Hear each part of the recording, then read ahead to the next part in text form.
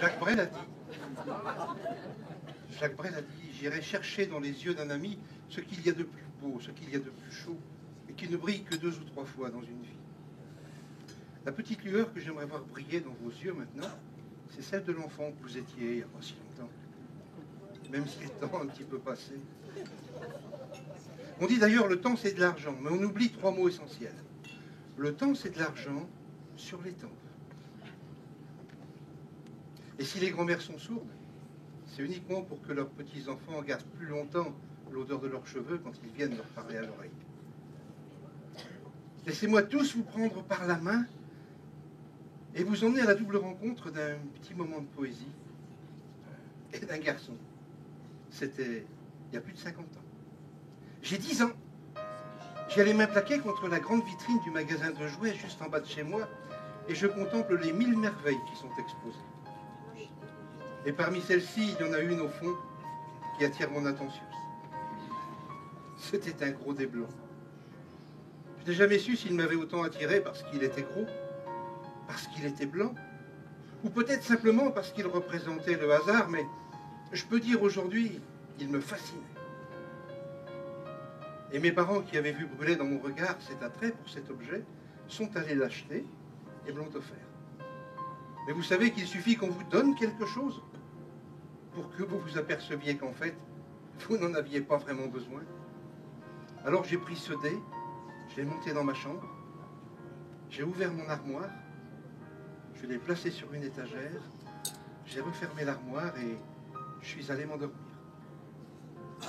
Mais dans les heures qui ont suivi, il y avait au fond de moi une petite voix qui répétait sans cesse que si ce gros dé m'avait autant fasciné, c'est certainement qu'il devait contenir quelque chose de spécial, mais quelque chose qui ne se voyait pas.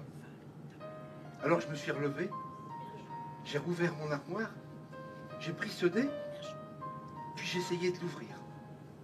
Et quand finalement il s'est séparé en deux, il en est sorti une immense poussière d'étoiles qui s'est envolée, comme une illusion perdue. Mais en regardant autour de moi, j'avais brisé quelque chose.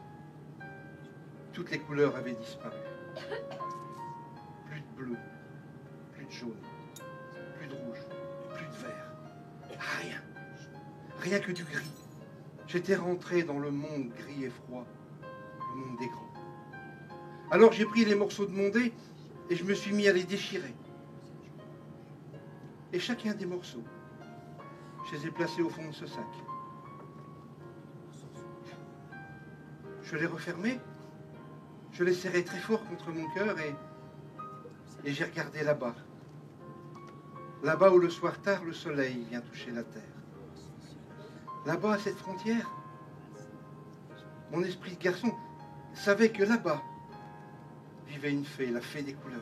Et que si j'avais assez d'imagination pour aller à sa rencontre, peut-être je pourrais la trouver et qui sait, elle me redonnerait ses couleurs perdues. Alors, chargé d'espoir, j'y suis allé et j'ai trouvé ma fée. Elle m'a dit, je sais pourquoi tu es là, je sais pourquoi tu es venu. Elle a pris mon sac, elle l'a ouvert, elle a regardé à l'intérieur, elle m'a souri. Puis tout doucement, il y a plongé sa petite main.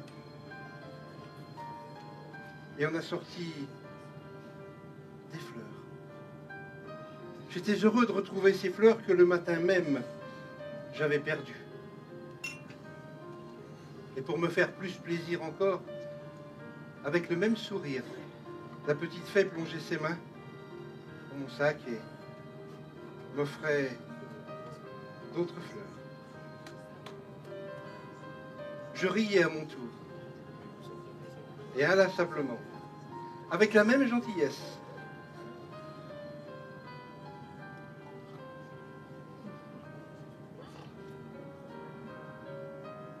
Cette petite fée m'offrait ses couleurs. J'étais heureux de retrouver ces couleurs que j'avais apprises, ces couleurs que j'aimais, ces couleurs auxquelles je tenais, ces couleurs qui représentaient beaucoup pour moi.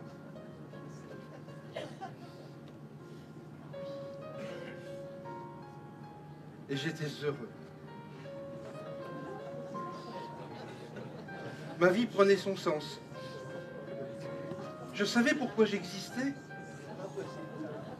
Je savais pourquoi j'étais venu. Tout était clair. Et je riais encore plus que cette petite fée, qui inlassablement m'offrait ses fleurs, avec la même gentillesse. Je peux dire à cet instant que j'avais l'impression d'avoir quitté le monde des grands pour être rentré dans celui beaucoup plus magique des enfants.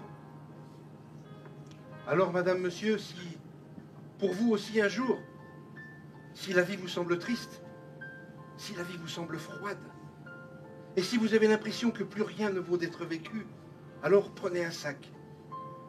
Mettez-y à l'intérieur tout votre cœur.